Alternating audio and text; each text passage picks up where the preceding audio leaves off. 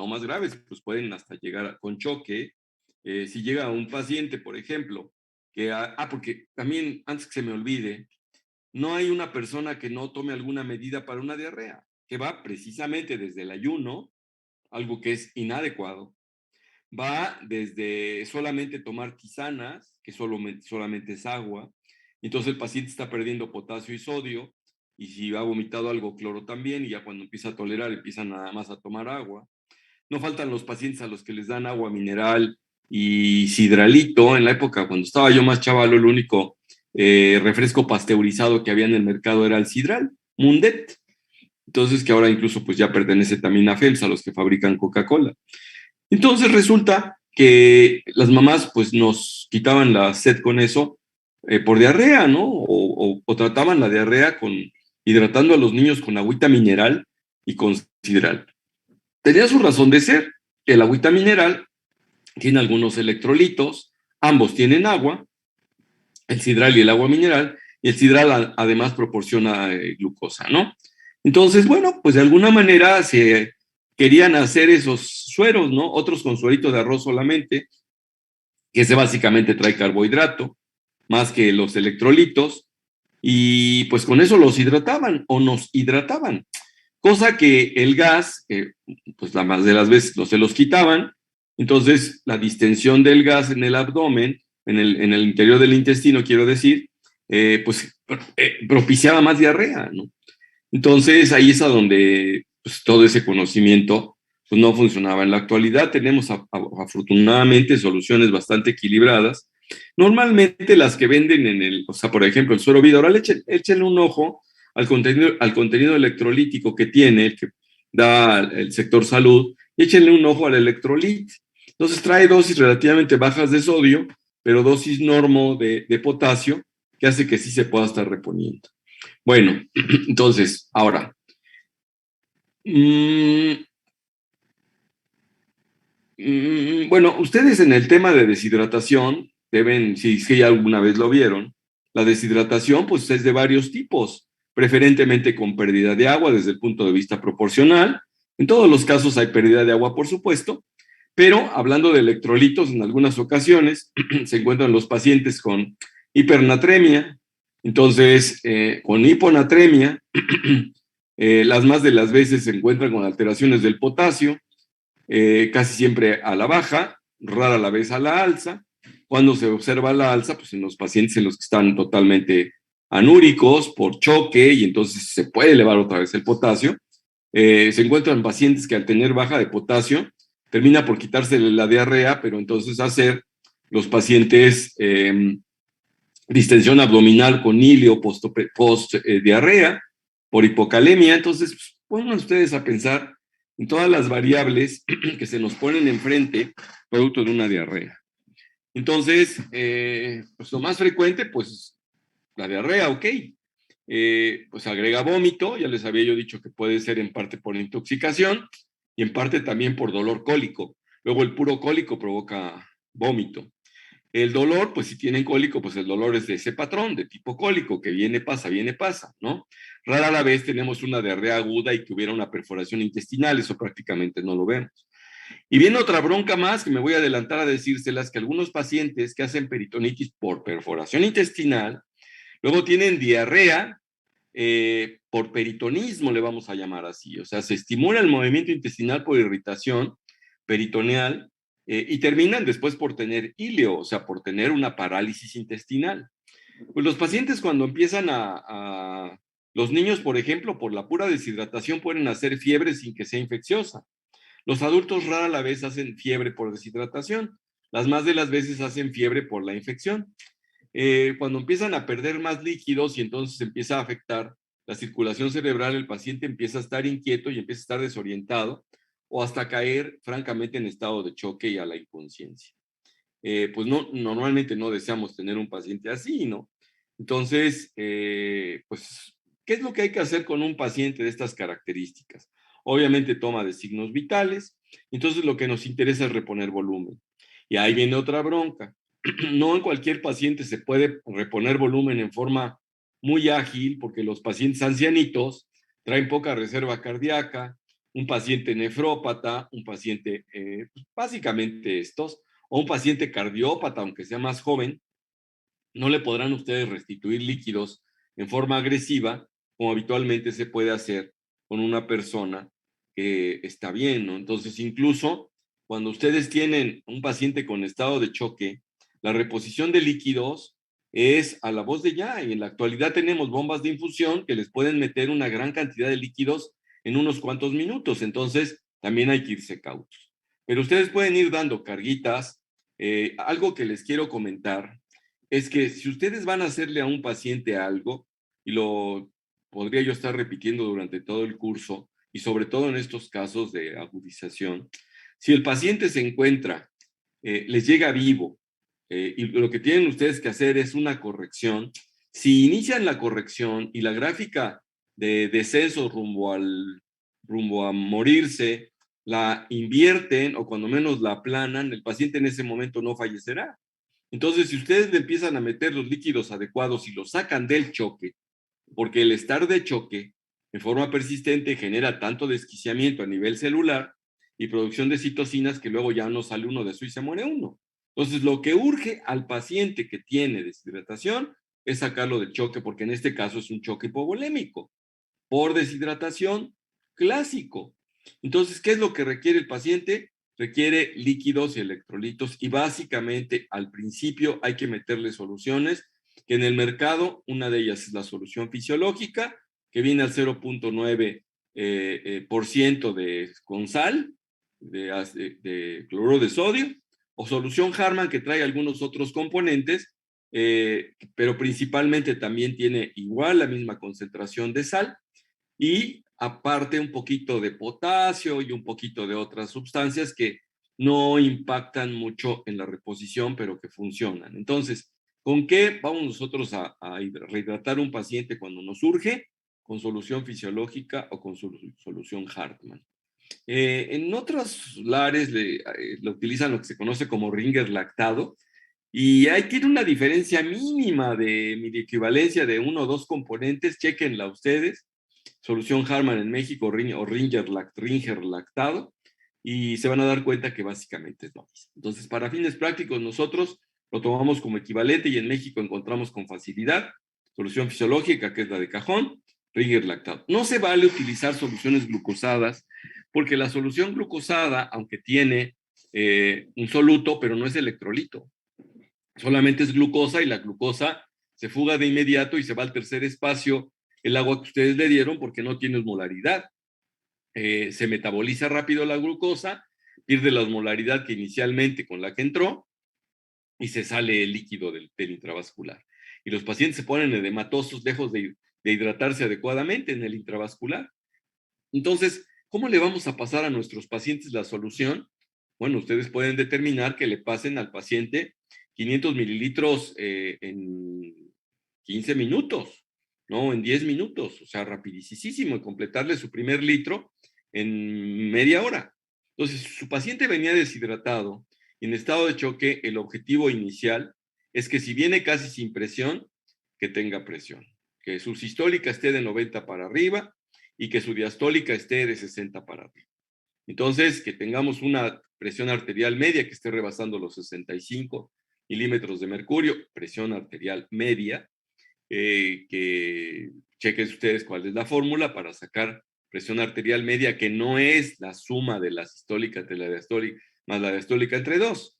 Es otra componente para que, y claro, si la podemos tener directamente de la medición de una arteria, pues a todo dar, pero bueno, con la que les decía yo de sistólica y diastólica, podemos estar tranquilos. Una vez que tenemos a nuestro paciente con 90-60, porque a veces llegan los pacientes y no se detecta. Si acaso la tienen palpatoria, con un pulso filiforme, desorientado, piel a veces está muy seca y está pergaminada. En ocasiones se encuentran a los pacientes con, pues, como afilados de la cara, con ojos hundidos, desorientados, la lengua que se conoce cuando están muy secos y muy deshidratados como lengua de perico, como rasposa, lijosa, o muy blanca, toda saburral también en ocasiones, sin estar pensando que esa lengua blanca es por moniliasis, o sea, por Candida albicans, lo que se conoce como algodoncillo en los niños, ¿no?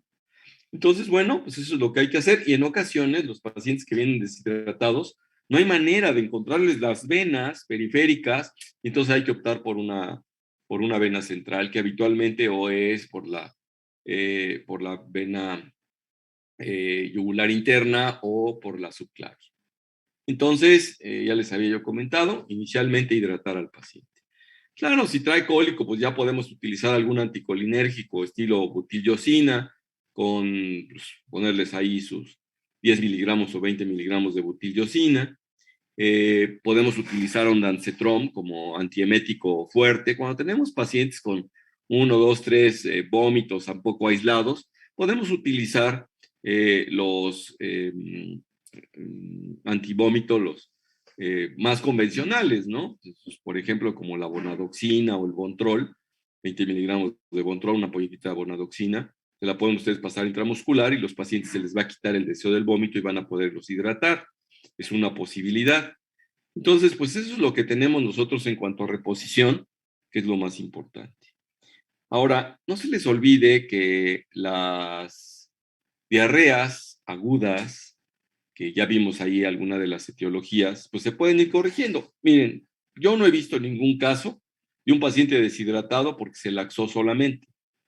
Sí llegan a la consulta y han tenido muchas evacuaciones líquidas que les asustan, pero rara vez se deshidratan. O sea, yo no, cuando menos yo no los he visto, yo no digo que no exista, pero pues es bastante raro. Entonces, aquí en la guía de práctica clínica aparece que si se puede, bueno, antes que se me olvide, ayer no les puse acá, me encontré esta escala de DACA, de la deshidratación, que incluso ponía puntajes. ¿No? Entonces, de DHA, HAK, KA. Entonces, hablan de signos clínicos, de apariencia general, respiración, cómo está la piel a la hora de darle, cómo está el pliegue, o bueno, quiere decir, más bien es el llenado capilar en todo caso. Y estaría también si tiene lágrimas o no tiene lágrimas, ¿no? Y entonces, según el puntaje, pues puede ser 0, 2, etcétera, y hasta 4 aquí. Y entonces habla del 0 a 1, no hay deshidratación, 2 a 3 algo de deshidratación, y más de 4 deshidratado de forma severa. Entonces, y se supone que con esos criterios también, aquí hablan, por ejemplo, aquí es como lo traducen en nuestra guía de práctica clínica que les he estado mencionando, y hablan de estado general, ojos, mucosa, sed, pulso radial y turgencia de la piel, que difiere de la que les había yo mostrado. Entonces, esto es como que lo actual. Entonces, pues que normal, nos pasamos a plan B si tenemos alguno de estos datos, y nos pasamos a plan C si tenemos algunos de estos datos. Entonces, aquí están los diagnósticos y cuál sería el tratamiento. Prevenir deshidratación lo que llaman plan A, con un DACA-A, sería en B ya rehidratar con solución por vía oral, y en el plan C sí definitivamente por vía intravenosa. Es como que tenemos una más o menos buena guía. Ahora, ¿cómo podemos saber enfrente de qué germen estamos desde el punto de vista clínico? Si hay alguna sugerencia. Ayer les estuve repitiendo las características clínicas, por ejemplo, de la proctocolitis amebiana, la de la shigelosis o salmonelosis con diarrea. Les hablaba yo un poco de algunas enterohemorrágicas y que tenemos algo de sangre. La shigella también lo produce, el campylobacter lo llega a producir. Y que casi no pensamos nosotros en Campylobacter, que es uno de los gérmenes que luego participa por acá. Y por ejemplo, cuando tenemos virales, como que son medio lights. En los niños pueden llegar a ser muy peligrosos cuando se trata de rotavirus. En el caso de los adultos, aunque también existe, como que no se observa tan impactante, ¿no? Entonces, bueno, ya tenemos ahí este adelanto.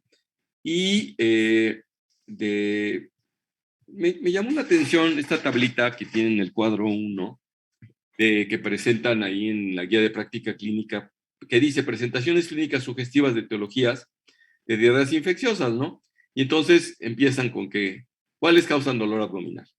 ¿Cuáles causan dolor abdominal severo? Y a menudo es sanguinolentas, ocasionalmente las heces pueden ser no sanguinolentas. Pues son tantas las variables que ponen, pues que a saber si van ustedes a manejar o no van a manejar ese, el criterio con ese germen, ¿no? Como que es un conjunto de síntomas, y pues esta tabla como que para que se la aprenda uno así, pues no está tan fácil, ¿no? Entonces, sí hay muchas variables. Échenle una repasadita para que ustedes vean. Por ejemplo, hablando de estafilococo, ese lo que causa es intoxicación alimentaria más que la diarrea directa. Un paciente con intoxicación alimentaria, lo que predomina unas cuantas horas después de que tienen una comida, me acuerdo, yo tuve un caso muy impactante donde el efecto intoxicación fue muy severo, que algunos pacientes incluso llegaron desorientados y no con choque desde el punto de vista, sino rumbo al desmayo y ni siquiera con una hipotensión severa. O sea, realmente era el efecto tóxico directo de la toxina sobre el sistema nervioso, ¿no? Entonces eso es lo que nos llamó la atención. Me acuerdo que en un centro de fiestas conocido acá, que a lo mejor ustedes conocen, que se llama GAT, que está por ahí, por la que es la 19 Sur, no la 17 Sur, ya para llegar camino rumbo a ¿qué sería? Donde está Sams de la Noria, con rumbo para allá, y está ese centro, que pues es un centro, pues bien, normalmente no había tenido ningún problema, y en una ocasión me llamaron dos pacientes, bueno, un paciente que estaban dos o tres de sus familiares, que los habían llevado a urgencias del Betania. Entonces me acuerdo que en esa ocasión había habido una fiesta y los señores inmediatamente todos señalaron que habían sido los canelones que les habían tocado.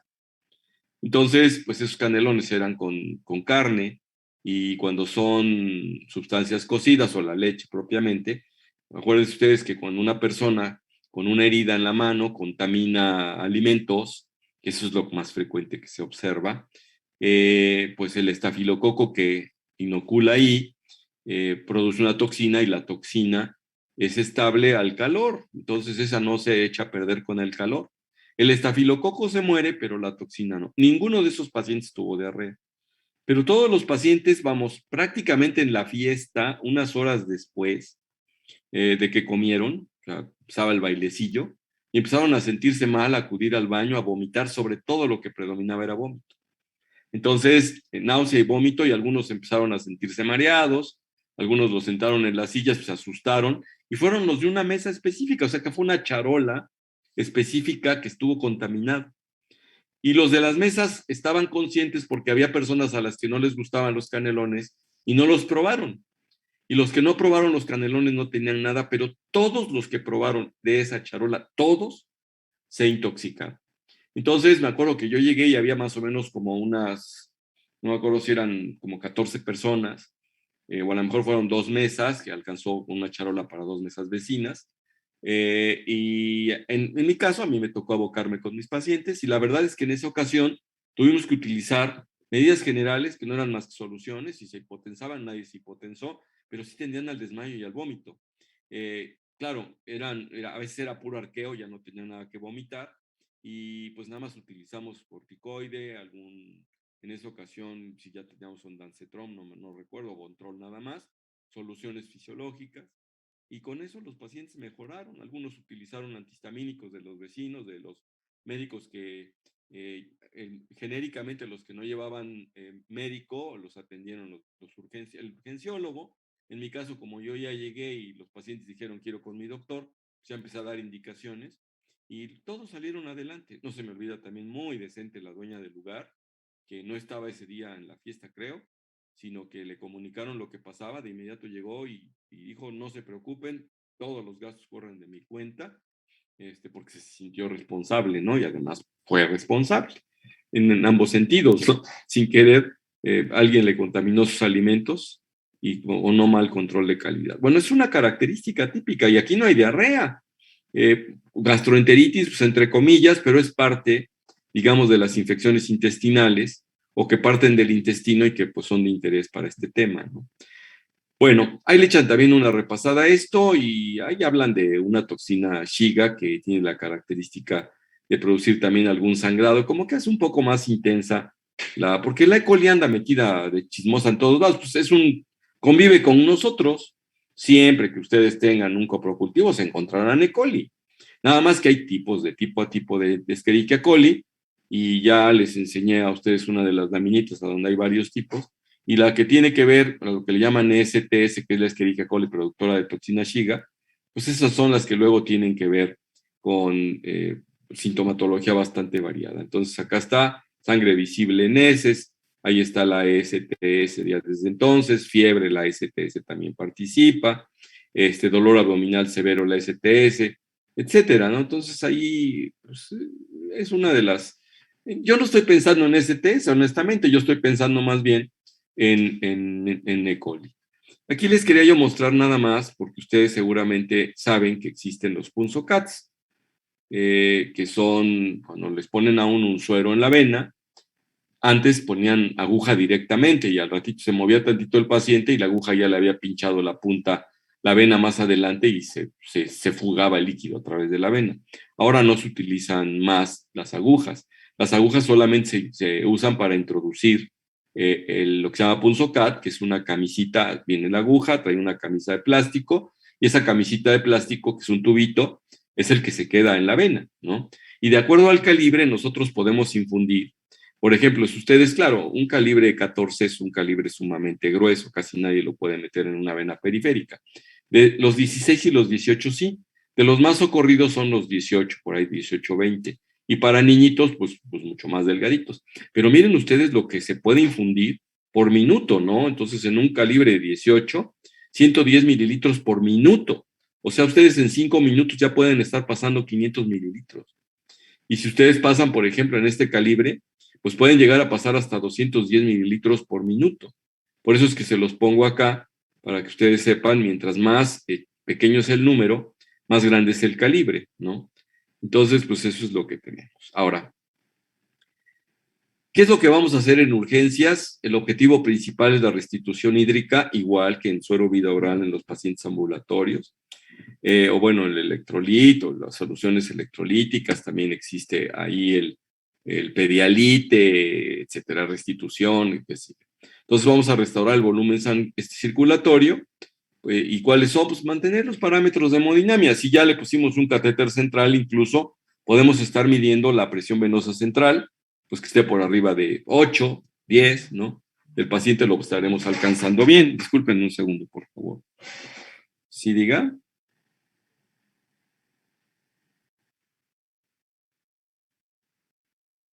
¿Sí?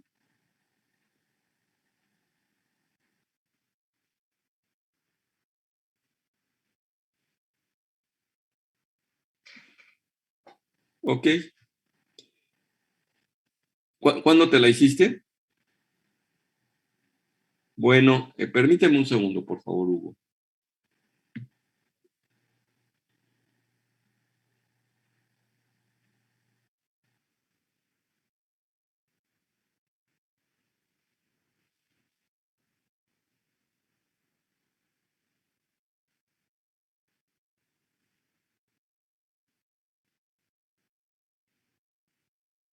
Mañana tendré yo en el Mirador a las 11 o a las 12.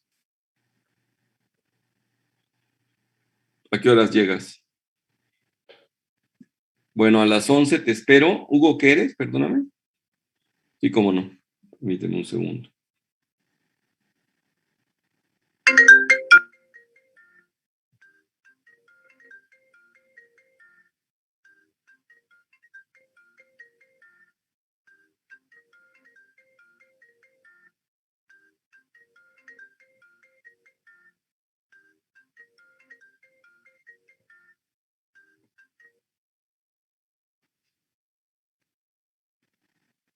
Bueno, ya te anoté mañana a las 11, Hugo.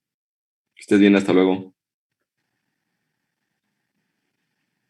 Bueno, ya tenemos aquí una cita. Pues les decía yo entonces que cuando van llegando los pacientes a urgencias, pues qué onda, ¿no? ¿Qué vamos a hacer? La restitución hídrica. Si ya le tenemos nosotros la presión venosa central, pues entre 10 y 12, o la presión en cuña, que normalmente no vamos a estar haciendo presiones en cuña.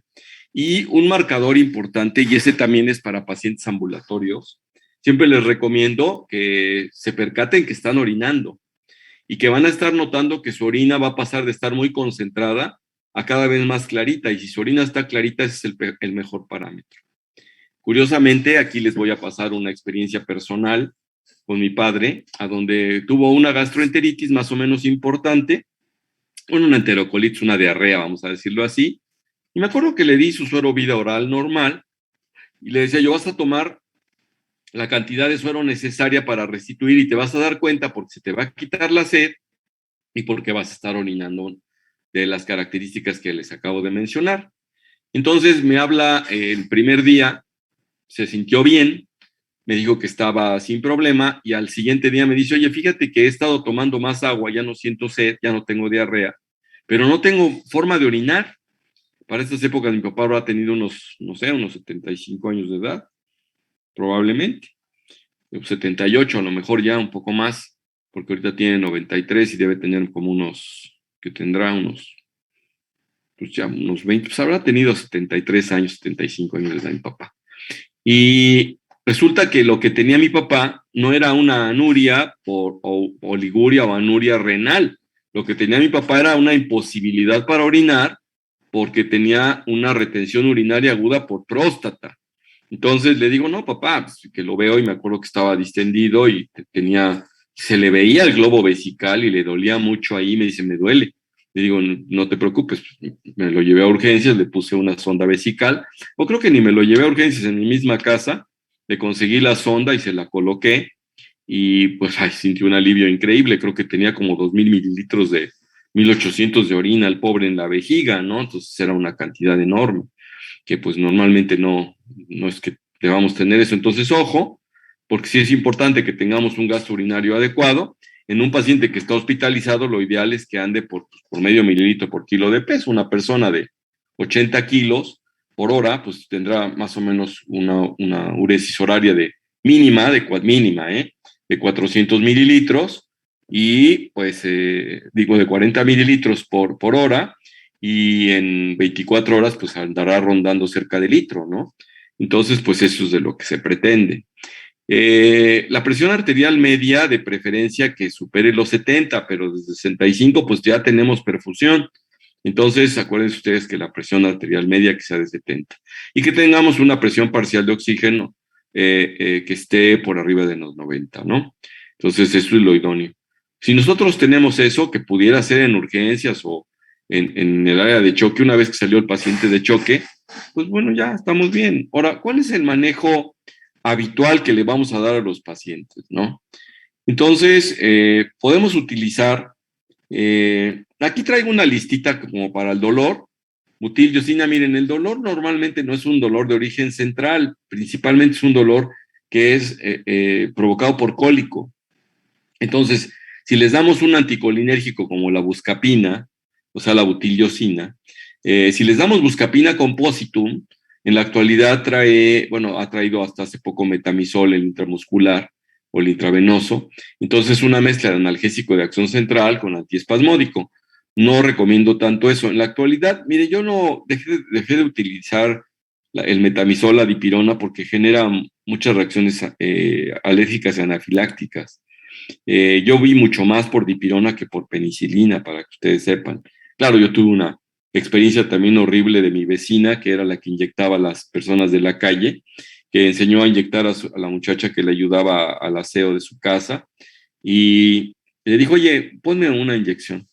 Sí, señora, pues como ella aprendió de la señora, era una inyección de penicilina benzatínica, que con el nombre comercial de Benzetacil, y la señora tuvo un choque anafiláctico y ahí falleció, ¿no? Salió corriendo la chica a gritarle a mi mamá, que era la vecina, pero mi mamá qué iba a hacer, no tenía ni idea. Mi mamá nada más fue testigo de cómo se murió, dice que todavía la vio respirar, que tenía espuma en la boca y se puso morada y después pálida, ¿no? Entonces, pues realmente pues lo que vio mi mamá pues, fue un choque anafiláctico. Entonces, bueno, pero se los paso al costo porque pues son experiencias que a ustedes les va dejando alguna información, ¿no? Me acuerdo que esa vez llegó el médico del vecino y yo creo que todavía tenía algún hálito de vida y nos mandó por una adrenalina a una farmacia. Hagan ustedes el favor, o sea, de aquí a que vamos a la farmacia, estaba todo cerrado, ninguna farmacia tenía adrenalina. No, pues en la actualidad en los consultorios es obligatorio tener adrenalina ahí. Entonces, pues sí, es otra cosa. Bueno, en el caso del vómito, en la actualidad contamos con medicamentos de acción rápida como el ondansetron, o bueno, está el difenidol, que les había dicho, la meclicina, que también son de uso más convencional de la calle, ¿no? Incluso el ondansetron también se puede utilizar intramuscular, 4 miligramos, hasta 8, y es muy potente porque es el que originalmente se empezó a utilizar para pacientes que recibían quimioterapia. De los antibióticos, el más socorrido, bueno, hasta hace poco la guía de práctica clínica previa manejaba al trimestoprim con sulfametoxazol o al ciprofloxacino como medicamentos. La guía de práctica clínica actual maneja otros, no me acuerdo si los puse o no los puse. No los puse, pero bueno, se las voy a poner acá, permítanme un segundo.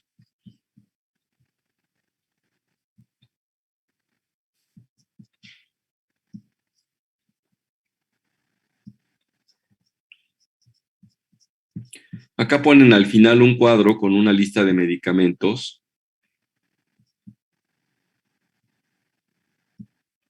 Hay unos muy específicos, por ejemplo, para cólera, que incluso otra de sus características específicas es la cuestión esta de las heces como con granos de arroz. Entonces, bueno, miren, si es cólica, si es cólera, el clásico antibiótico que se usa para esto es la doxicilina, entre 300 miligramos en dosis única, o sea, 2 o 3, luego viene de 100 miligramos, y con eso basta, o la citromicina, 1 gramo en dosis única. La verdad es que esa bacteria es muy susceptible de ser atacada, ¿no? Por ejemplo, el ciprofloxacino recomienda 2 gramos en dosis única también. La verdad es que la experiencia personal bueno, yo en lo personal no vi pacientes con cólera que yo prescribiera, pero era director en un hospital a donde nos llegaban pacientes con cólera, y eso es lo que daban nuestros médicos, doxicilina, y los pacientes se les quitaba básicamente pronto la diarrea. Lo importante era hidratarlos. La shigelosis, por ejemplo, y aquí podríamos agregar también por E. coli y por Campylobacter, que aquí está el Campylobacter, pero aquí podemos ponerlo, está el ciprofloxacino o la ceftriaxona. Para amebiasis, pues no hay pierde, está el metronidazol, pero ahora podemos utilizar derivados con muchísimo menos cantidad, como sería el secnidazol, porque créanme que son muy pocas personas que soporten 750 miligramos de metronidazol por vía oral, la verdad, incluso por vía intravenosa les provoca mucho estado nauseoso. La yardiasis, como sí, pues puede estar relacionada con diarrea aguda, pues igual el metronidazol funciona bastante bien, y eso, el secnidazol también. Quería yo, déjenme acordar, acá había otra lista de antibióticos, miren, esto de, por ejemplo, si ustedes observan acá no aparece para nada el levofloxacino.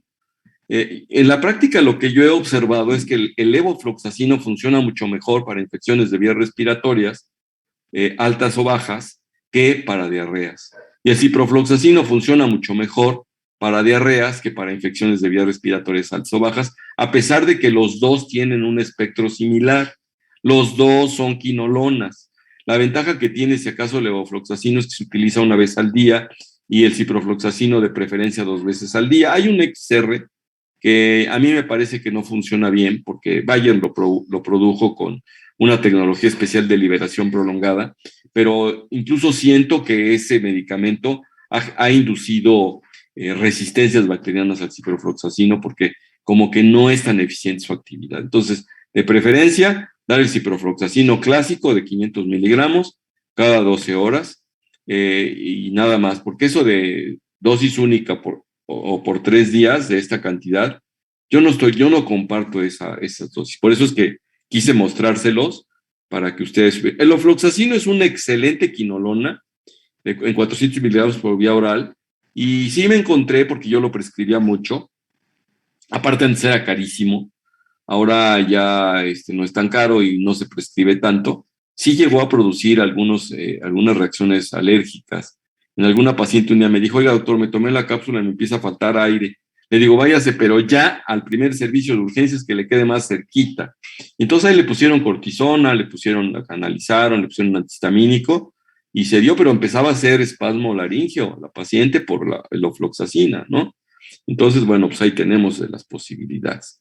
Esto de la citromicina, ya vieron ustedes algún uso, y la rifaximina, muchas personas la utilizan para, pues aquí estaba, porque dicen no usar si hay sospecha clínica de Campylobacter, Salmonella, Shigella, otra cosa de diarrea invasiva, y entonces, ¿cuándo sí usar?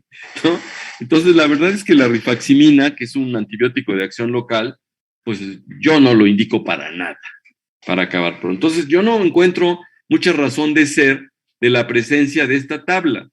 A veces me la paso enfrente de ustedes criticando las cosas que hacen algunos colegas míos y que los publican a nivel nacional, pero pues no todo lo que está escrito es la neta, con toda honestidad, ¿no?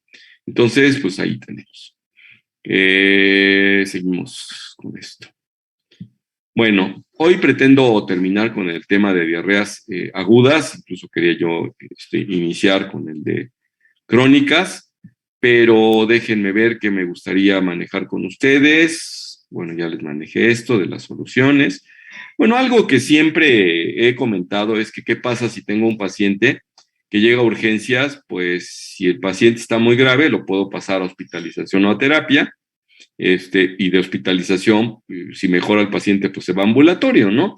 Entonces no se les olvide estabilizar, hidratar, dolor, vómito, laboratorio, aquí sí no se los había yo dicho, pero laboratorio vamos a tomarle, de entrada podemos tomarle moco fecal y podemos incluso observar si está predominando las bacterias porque se le puede hacer una tinción de Gram, si hay amibas ahí, etcétera, y pueden ustedes indicarle coprocultivo al ingreso, pero pues el coprocultivo tarda de 1 a 3 días. En la actualidad hay algunos coprocultivos que hacen con, digamos, de acción rápida, que nos pueden servir, o el que les decía yo, el panel para diarrea de PCR, que se los pueden dar relativamente pronto y tener una idea directamente de qué bacteria van ustedes a atacar, ¿no?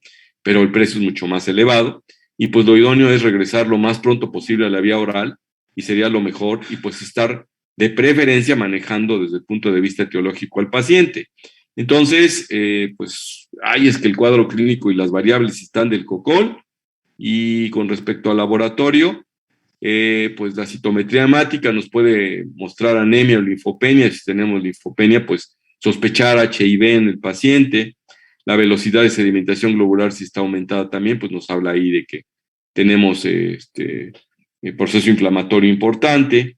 En los electrolitos, pues la hipocalemia para eso es importante, para reponer potasio, necesitan que el paciente ya esté orinando. Y entonces ya le empiezan ustedes a poner potasio. Ahora, si tiene hipocalemia importante, que les empieza a alterar incluso el electrocardiograma, que se les empieza a aplanar la onda T, entonces sí vale la pena que le pongan un lleguecito de potasio, no, si todavía el paciente no orina, para compensar ese potasio y estar pues muy a las vivas, cuantificándolo por bien. Incluso pueden hasta pedirlo después de la reposición a las 4 horas, volverlo a pedir en un momento dado. Y aquí, pues, en la química sanguínea, checar si el paciente no es diabético. Los pacientes que están muy deshidratados suelen tener aumento de azoados, pero se eleva mucho la creatinina, sin embargo, la urea casi no se eleva. Entonces, eso hablamos de que es por deshidratación. Pues son algunas de las cosas que les quería yo mencionar. Básicamente. Vamos a abordar en breve ya ahora sí lo que es la diarrea crónica.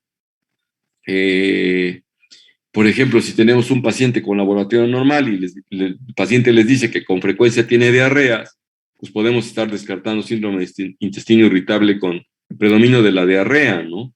Los pacientes que están teniendo evacuaciones sanguinolentas y se encuentran que tiene anemia, que tiene leucocitosis, que tiene aumento de las plaquetas, que está con hipoalbuminemia y la sedimentación globular elevada, entonces pensamos en enfermedad inflamatoria intestinal como enfermedad de Crohn o colitis ulcerosa crónica idiopática. Por ejemplo, en los casos a donde tenemos nosotros anemia macrocítica, hipoalbuminemia, hipocarotenemia, podemos pensar en síndrome de mala absorción intestinal, pero que se le agudizó, que ya el paciente viene perdiendo de tiempo, ¿no? Y así, con todo esto, si encontramos, por ejemplo, la osmolaridad muy baja en heces, básicamente, podemos pensar que la diarrea fue simulada por laxantes, ¿no? Entonces, hasta acá lo vamos a dejar. Quiero dejar con ustedes para, bueno, pasar a la etapa de preguntas, porque pues, yo creo que debe haber muchas. Ahora es miércoles, ¿verdad? Chispas, ya me estoy comiendo los días y me estoy entreteniendo. Bueno, lo que pasa es que es muy importante para mí este capítulo. Entonces, déjenme pasar listita en lo que preparan sus preguntitas y espero no haber dejado demasiado en el tintero, porque hay mucha tela de dónde cortar en diarreas, la verdad. Mariana. Presente. Karen Vadillo. Presente, doctor. Buenos días. Paula Báez. Presente, doctor. Karen Barbosa. Presente, doctor. Brandon Cabrera.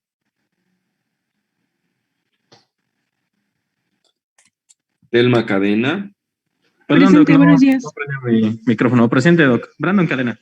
Ajá. Jesús Calixto. Presente, doctor. Priscila.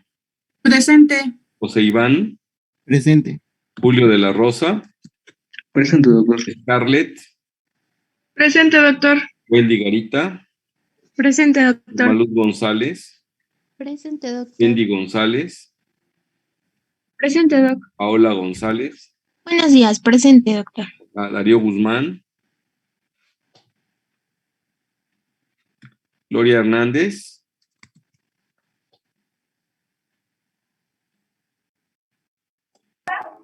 Buenos días. Presente, doctor. Axel Huerta. Presente. Juan Islas. Presente. Paco Jiménez. Manuel Ascano. Presente, doctor.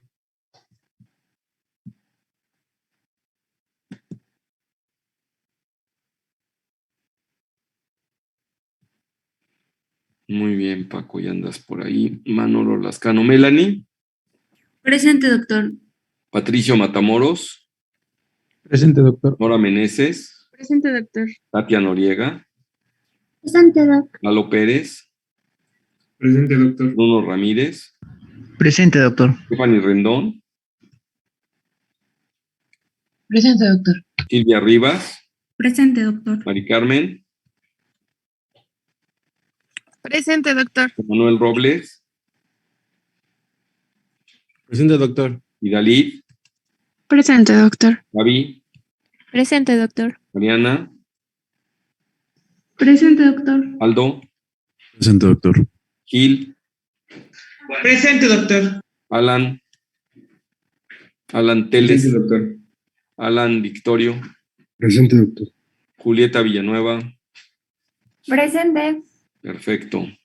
Bueno, algo que también, bueno, para cerrar de mi parte hacia ustedes, ¿qué es lo que hago con mis pacientes habituales de consultorio de los lunes, no? Entonces, de consultorio de los lunes, que me llegan los pacientes que han tenido 8 o 10 evacuaciones diarreicas en el transcurso entre el sábado y el domingo, porque fueron a comer sábado pesado y amanecieron el domingo así.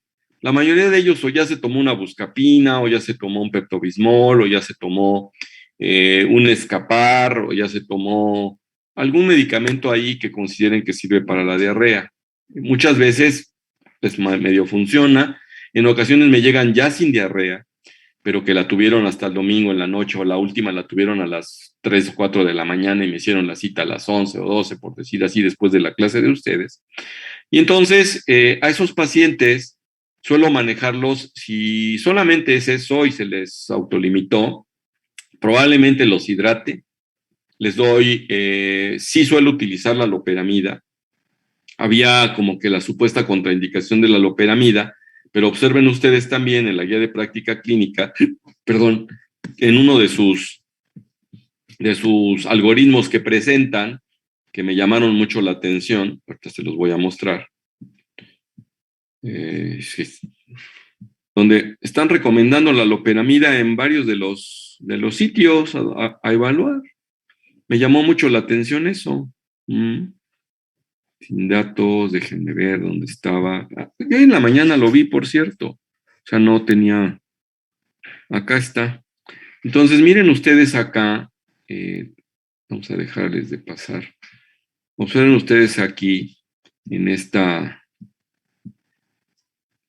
Hablan aquí del enfoque de terapia empírica, ¿no? Entonces, hablan de que se puede utilizar loperamida, 4 miligramos inicialmente, controlar heces. Yo no recomiendo en ningún caso 4 miligramos, siempre recomiendo 2, que es una sola tabletita, y ponen aquí hasta 3 dosis, ¿no? Y no rebasar de tal cantidad, ¿no?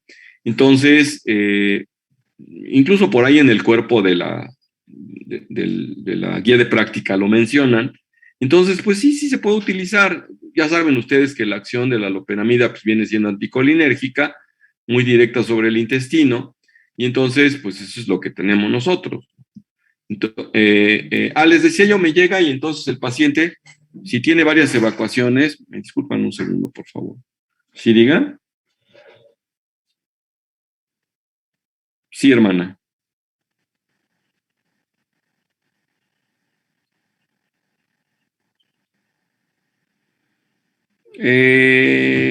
Pues normalmente no, porque que me haga mejor una transferencia. Yo les paso mi cuenta y pueden hacer una transferencia. Sí. Sí, con gusto. Sí se puede hacer, claro que sí.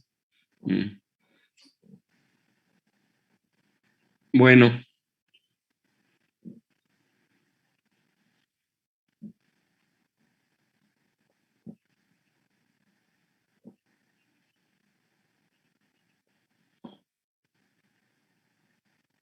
Está bien, no se preocupe.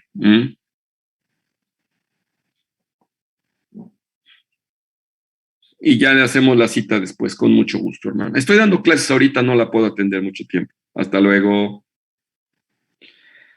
Bueno, entonces, les decía yo que a los pacientes los manejo a lo mejor, si siguen con diarrea, con 1 dosis hasta 3 dosis, les pongo cada 8 horas, inicial con loperamida y hasta cada 8 horas. Si considero el paciente no tiene ataque del estado general, conserva la vía oral, lo más importante de la receta es la hidratación, y yo sí les doy probiótico a los pacientes. En la guía de práctica clínica dicen que no son necesarios, sí se los proporciono, y por la experiencia que traigo que no he publicado, evolucionan mucho mejor a los pacientes a los que les doy probiótico que a los que no les doy nada, cuando estoy pensando que no es bacteriano. Cuando el paciente tiene fiebre o tiene mioartralgias y demás, no por la diarrea en sí, sino porque pienso que está infectado, entonces utilizo el ciprofloxacino en la mayoría de casos.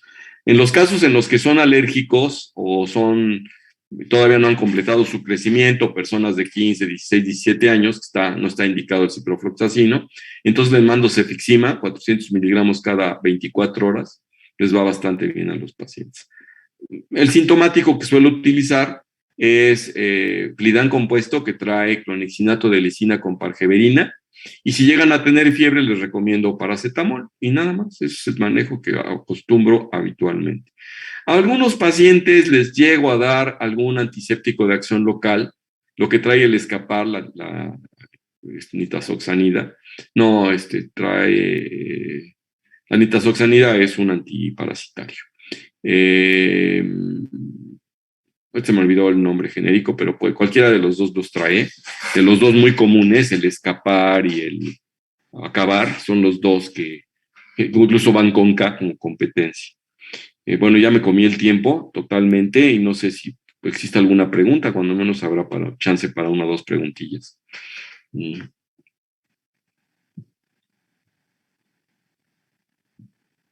va a haber. ¡Uy, qué emoción! Ahí están, ¿verdad? Ahí están ustedes. No, bueno. Sí. No, primero mi compañero que alzó la mano. A ver, Julio. Sí, doctor, gracias. Bueno, mi pregunta era que en caso de diarrea aguda, entonces no es tan recomendable la determinación de la causa y solo se trata la sintomatología. Sí, normalmente somos más empíricos para eso, no solo la sintomatología, acuérdate que hay sugerencias empíricas de etiología, epidemiología, varios aspectos que hay que considerar. Entonces, si te asientan alguno de esos, y habitualmente si tú das ciprofloxacino y pensaste en bacterianas en México, vas a pegarle como más del 95%. O sea, aunque es empírico, pero está basado ya en experiencia y en varios casos, ¿no? Entonces, por cierto, aparece por ahí un rubro. Mañana me recuerden que les hable sobre diarrea del viajero rapidito y nada más. Entonces, no, si lo mandas, es empírico al fin y al cabo, pero puedes tomar coprocultivo o puedes mandar el de PCR para ser más específico, y te vas a encontrar que en el coprocultivo y que en la PCR, el 95 o 90% de gérmenes que estuvieron ahí son a los que les tiraste y te funcionó la terapia. Así es. A veces llega a pasar que piensas que sea viral y que no les das ningún antibiótico. Luego cuando les digo, miren, si no sé de la diarrea, se hace profusa o tiene fiebre, le doy la receta con el antibiótico aparte, inicia usted el antibiótico para que no tenga que regresar a la consulta. Pues se nos acabó el tiempo, mañana quedamos pendientillos. Nos vemos. Hasta luego, doctor. Gracias, doctor. Buen día.